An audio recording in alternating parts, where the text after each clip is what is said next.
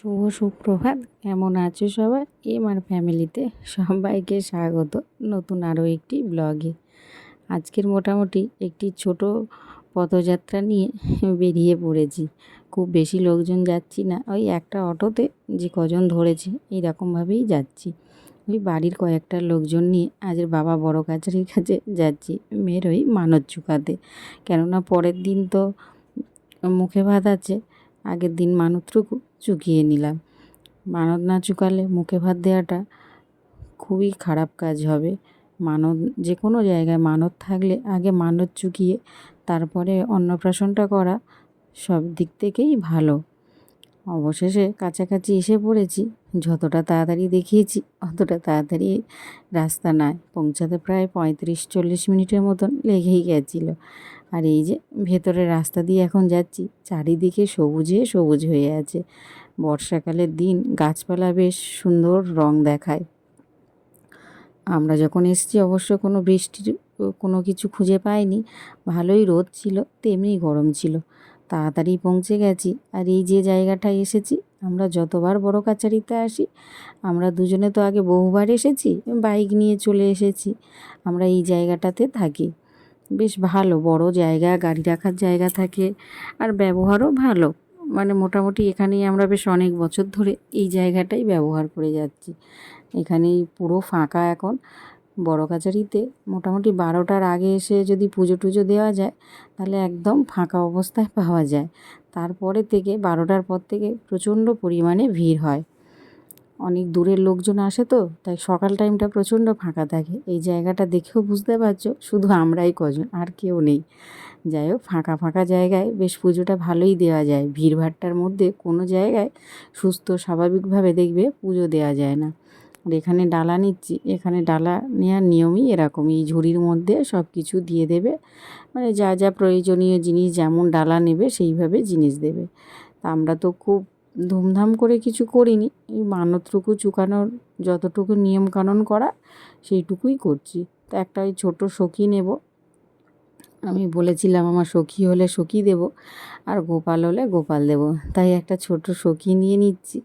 আমি সখীটাকে নিয়ে গেছি, মানে আমার বাড়ির সখীটাকে নিয়ে গেছি, আর বাবা বড় কাছারিতে একটা সখী দেব, তাই সখীটাও দিয়ে দিচ্ছে। এগুলো সব ওই এখন, এর আগে এখন অনেক কিছু নিয়মকানুন ছোটোখাটো আছে। ডালা কত কি ডালা নেবে, কীরকম কী হবে, অনেক কিছু ছোটোখাটো কাজ থাকে।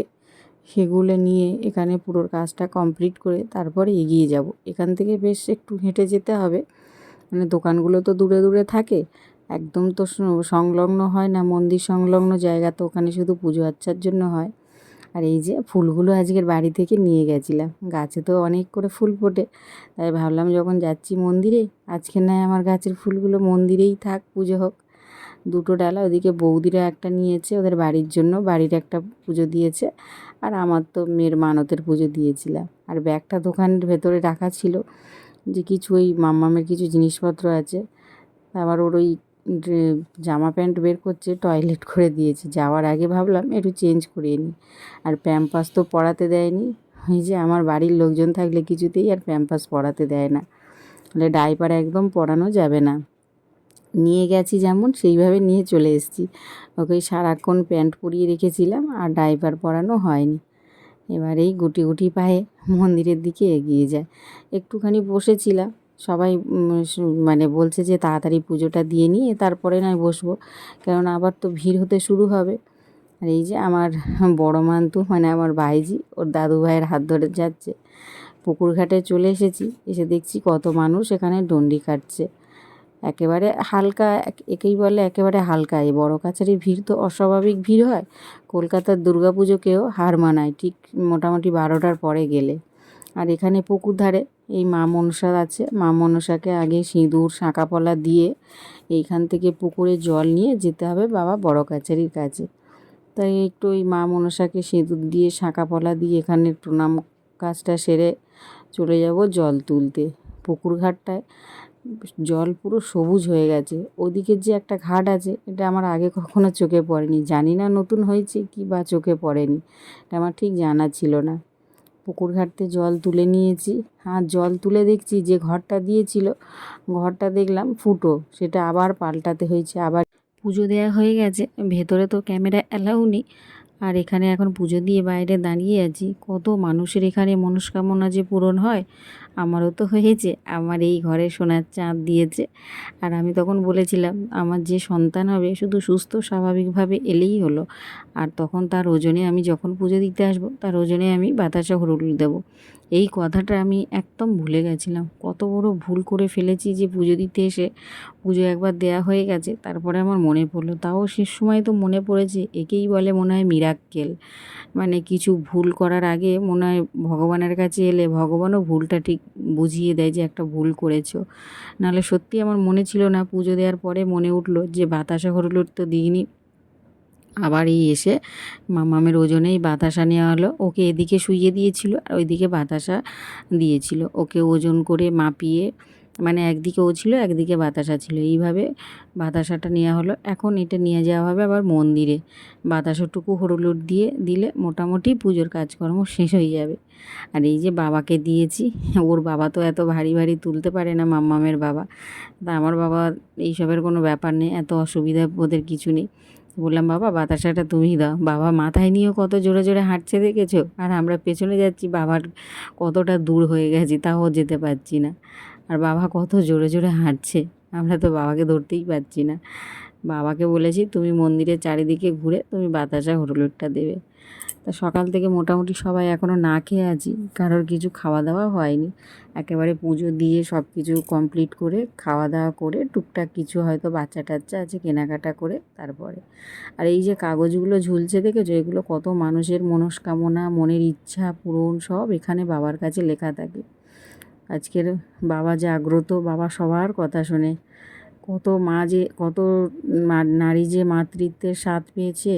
হ্যাঁ, বিজ্ঞান তো বিজ্ঞানের জায়গায় অবশ্যই ঠিকই, বিজ্ঞানের পরেও একটা উপরওয়ালা বলে কিছু থাকে।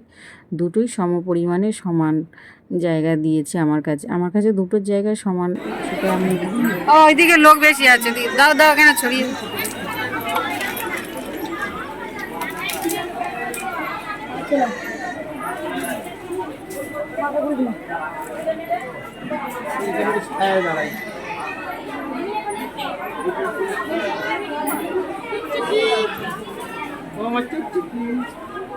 দাদু কি করছে? দাদু শরীর দিচ্ছে, দাদু বাসন দিচ্ছে।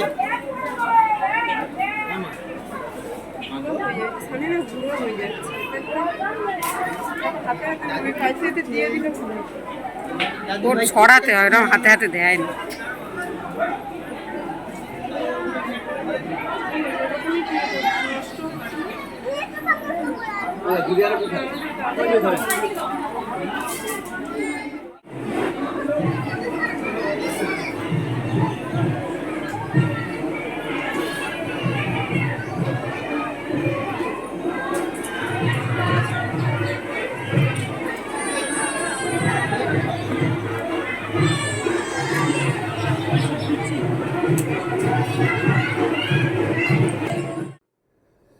পুজো আচ্ছার পর্ব তো মিটে গেছে। এবার এই ধূপধুনো দিয়ে, মানে ধূপকাঠি মোমবাতি দিয়ে এবার এগোবো। আর এখানে এই যে ব্যান্ড পার্টি বাজনা আসছে, মানে আস্তে আস্তে তো লোক আসতে শুরু করেছে।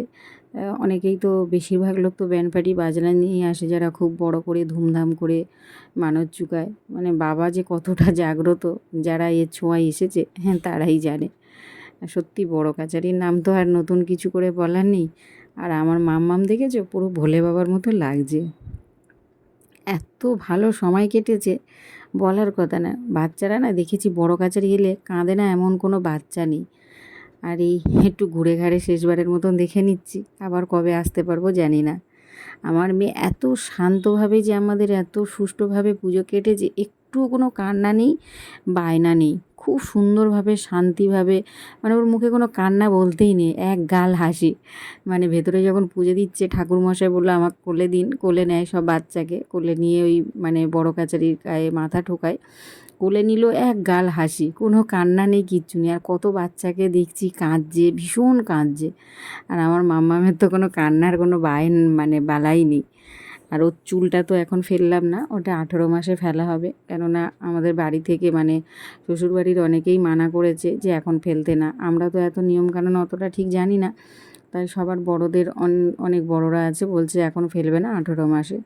তা আমাদের তো মাথার উপর সেরকম কেউ জানানো নেই, বাবাও অত কিছু জানে না, তাই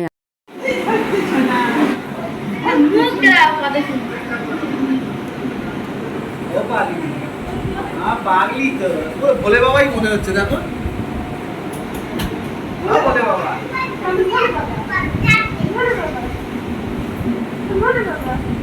ওখানে জল খাইয়েছো? জল এই বোতলে বাবা ফিটার ধরলেও খায়। এখানের কাজকর্ম সব মিটে গেছে, এই টুকটাক কেনাকাটা হয়েছে বাচ্চাদের জন্য। বাচ্চারা থাকলে আর কি ওই খেলনার বায়না, ভাইজিটা অনেকক্ষণ তো বায়না করছিল খেলবে, এইসব গাড়ির মধ্যে এখন গুছাচ্ছি। আর এই সময় প্রচণ্ড পরিমাণে ভিড় হয়েছে, অস্বাভাবিক ভিড়, মানে যে বেরিয়ে গাড়িতে উঠবো সেইটুকু আসাও খুব কঠিন হয়ে গেছিলো। এই গাড়িতে সব মালপত্রগুলো গুছাচ্ছে, এবার আমরা গুটি গুটি পায়ে বাড়ির দিকে এগোবো। আজকের তাহলে আমি ব্লগটা এখানেই শেষ করি। আর আমার এই ছোট্ট পরিবারের ছোট্ট গল্পটি কেমন লাগলো অবশ্যই জানিও, ভালো লাগলে একটা লাইক করে দিও। আবার তাড়াতাড়ি খুব ভালো ভালো ব্লগ আসতে চলেছে, সবাই পাশে থেকো এইভাবে। সামনে তো মাম্মামের অন্নপ্রাশন পরের দিন, অন্নপ্রাশনের সমস্ত ভিডিও ছোট ছোট করে দেবো, হয়তো ওই দিন বড় ব্লগ শ্যুট করতে পারবো না, ওই ছোট ছোট ব্লগগুলো সবাইকে দেখাবো। সবাইকে টাটা, আবার দেখা হচ্ছে।